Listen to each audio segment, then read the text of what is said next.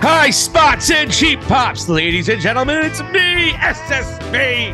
And I'm with Vladi, the current purple nurple champion. Well, Dick Punk came out again last Saturday night, not this past one, the one prior.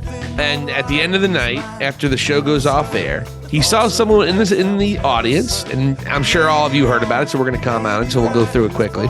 He saw someone with a Hangman Country sign in North Carolina, and he just basically made fun of the fact that he thinks he knows why they call it Hangman Country, because he can't sell any of his dolls in the area, because he went to a store and saw it. It was a weird, slight comment, just a dig at Hangman Adam Page, basically saying he's not over and he can't sell toys. It was so awkward. Dax Harwood was like, "What the fuck are you doing?" If anyone saw a video on YouTube, Dax Harwood clearly wasn't happy about it. And it's not going to be part of the show. It's not working toward an angle by any stretch, because they're nothing to do with each other. Why? Like, can you just shut the fuck up, CM Punk? And I know what you're going to say. You're going to say, well, he texted and apologized. Didn't someone named Charles Montgomery Punk over a year ago, or just about a year ago, come on national television and say, Hangman Adam Page, the apology has to be as loud and as public as the disrespect. So the idea that a text was sent as an apology is great, but there needs to be more accountability from CM Punk, especially if he's trying to be a leader.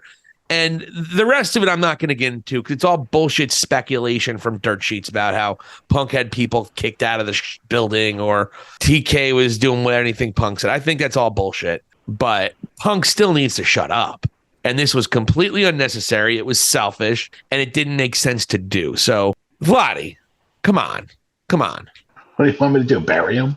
I mean, like, is this such a crime against wrestling humanity? You know what I thought was more obscene? That Adam Page promo in front of the hospital where he was drinking a beer. I guess he's going back in the ways of the booze. Yeah. It's like, this is what dictates my personality. Either I'm sober or I'm drunk. He's a lot more popular when he's drinking. But what's that got to do with CM Punk being a total jerk off? To me, it was a stretch. Really not that big of a deal overall. He's trying to get some heat working in on it. He saw a cheap shot. He took it. I mean, he's human. What do you want? I'm sure if the Young Bucks had done anything remotely like, what would Vladi Dotti's reaction be? Well, I've seen them do stuff during matches mocking him. So, I mean, yeah, and you were none the happiest about that. You went ballistic about that. But I also thought maybe there'd be a chance of them working with him, and this is part of it, but they were just being assholes on live TV. Do you think he's hypocritical when he sends a text and he talks about how the apology needs to be as loud and as public as a disrespect? Do you think that's a little hypocritical by Mr. Charles Montgomery Punk? I think, and you look at the two incidences that you're comparing, is one was an after show interview where he's like comparing his action figure merchandise not necessarily being where One Bill Phil's sales are, compared to a live promo that's leading into a world title match where one of them went off script completely for Colt Cabana. So this is what we're comparing. You didn't even know what that promo was about for like 3 months after it happened. You're going to be talking about that. Come on. Well, you do know what it is, and this is what happened. So we know the full context here. We're comparing the two. All right. Don't forget about Hunter Biden's laptop either. Don't forget about that one. You always want to bring that up when you're trying to deflect. I don't know who you're talking to right now. I mean, you've gone to some recess of your mind where you're debating some fictional MAGA guy on this call, I guess.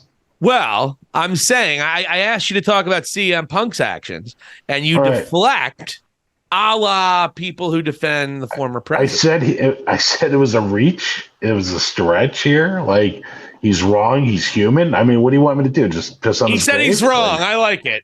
I might, and you know what? And if I could take you out and take your Purple Nurple Championship next week, it's all going to be coming up roses for Silicon Steve Valli, because I'll tell you what, Vladi Dottie, I was right about Young Bucks and FTR 3. It did happen. Oh, my God. You're not getting credit for that. I'm getting 100% credit for it. I told you. Oh, my God. It'll happen. You had no idea what the in-between would be at all. And by the way, while we're months. A year and a half was the under-over, and it was 14 and a half months. I win. And by the way, while we were in production a few minutes ago, one of the things I came across was that FTR and Young Bucks are having a sit-down interview together in the next on the next Dynamite. Ooh, I'm looking forward to that. Let's get that storyline percolating a little bit.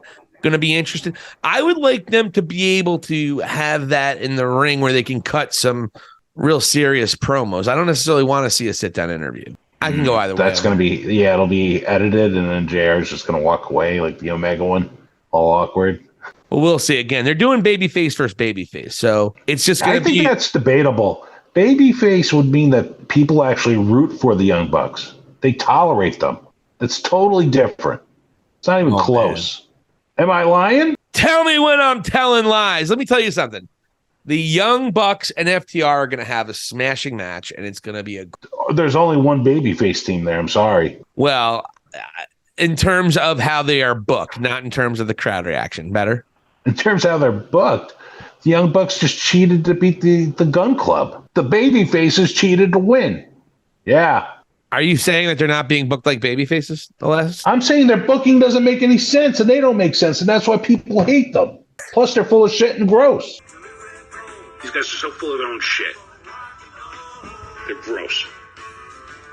Well, either way, CM Punk was still a dick, and you admitted it. So Silicon Steve Valli gets another check mark in the box. They're still, all of them are still fucking children. Children. Yeah. Fucking children. Just work together already. We could have had CM Punk and Kenny Omega if they weren't fucking children, right? You know what? Dude, that would, yeah. You know what? I didn't even like want my brain to like fathom that because I'm disappointed. But, I mean, that's just another one that could have happened. But again, children. So, and they're going to be in the same company at least for another year or two. So, and really, they would have had the ability over the last 3 weeks to go and just put it on the table. Well, whatever. They clearly sold their tickets. They didn't care about booking it right. We already got 80,000. Fuck it. Let's put our biggest stars and throw them into a collision level tag match. Not collision level, rampage level, triples match. But yeah, that was a funny line. That was a funny line, though. Oh, great line. But all right, well, that's all. I just want we'll be doing definitely.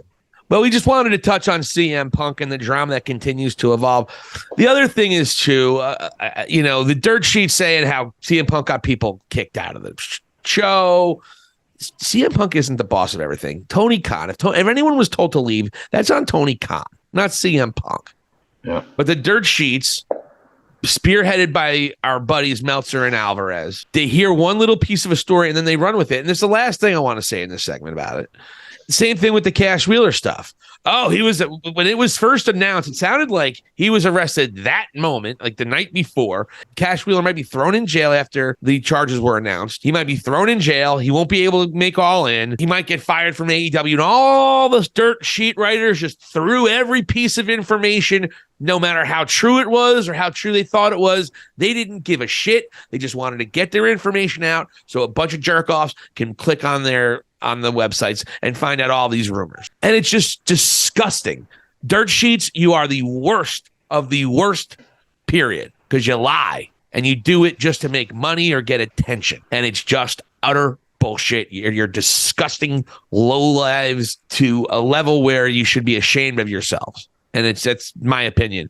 Dirt sheets, I have no love for any of you. I really don't, period. Except for Sean Ross Sapp. You're okay. What about Chris what's his name? Van Vliet? He's not a dirt sheet guy. No. Right. Chris Van Fleet is not dirt sheet. He does I like guys who do interviews and care about the business and aren't trying to get clicks based on bullshit. And I don't think Sean Ross Sapp necessarily reports bullshit. I really do believe I trust him for whatever reason. And he's usually right. His reports are usually right. Yeah, and you noticed, like, as you mentioned with the Meltzer and Alvarez thing, it was like a feeding frenzy after the Hangman promo. All of a sudden, this story popped, and this, like, they're asking people not to go, and then, he's got an issue with Ryan Nemeth, blah, blah, blah, And who gives a fuck about Ryan Nemeth? Oh, right. Like, that's the thing. I mean, he's like the star of BTE. Quite frankly, it's one of the reasons BT hasn't been very good for the last 2 years. He's taken up a third of the show. Bingo. I don't even watch it. I fast forward through it all the time. He's been doing a lot of SAG act commenting like he's been on the picket line because I guess he's in SAG. Yeah. So is he rubbing elbows with some famous people there? I don't know. I fast forwarded through his segments. I told you that. I don't watch his shit. Okay. And I mean, he probably has someone like Mayim Bialik. Maybe not her. The host of Jeopardy?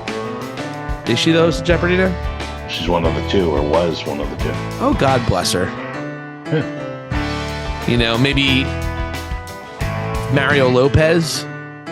Well, you could say that she really blossomed into something there.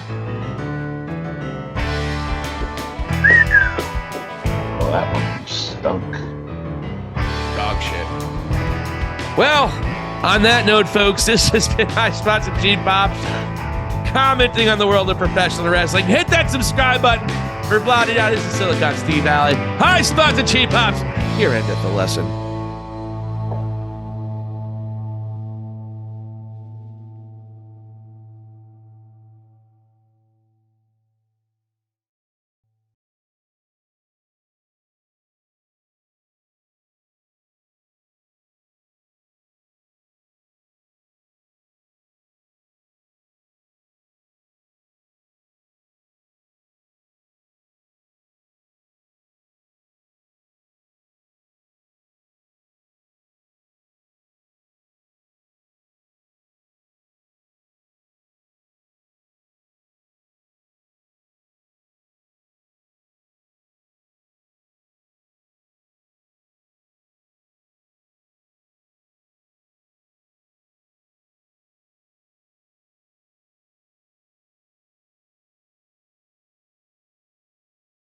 So much for watching High Spots and Cheap Pops. This is Silicon Steve Valli. Here endeth the lesson, and hit that subscribe button.